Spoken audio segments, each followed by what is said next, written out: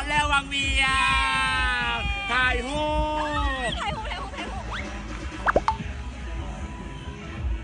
โอ้ยมีดกล้องเขาแบตหมดเลยกล้องโทรศัพท์ก็ได้กุ้งนะเขาซื้อมาใหม่หัวเว่ยโนวา2ไอ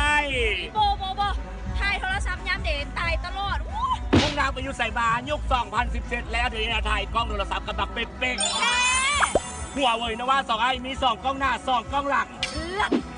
หน้าแจ้งหลังมัวได้ทั้งกล้องหน้ากล้องหลังพร้อม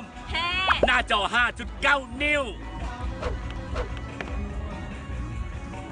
ตอบโจทย์ขนาดนี้ไผ่ซิบอยากได้หัวเว่ยโนวา2ไอไปซื้อให้กูไหมบอกได้มาจองได้แล้วมื้อนี้หัวเว่ยโนวา2ไอหน้าจอ 5.9 นิ้วกล้องคู่ทางด้านหน้าและด้านหลังสามารถถ่ายรูปหน้าแจ้งหลังมัวได้สบาย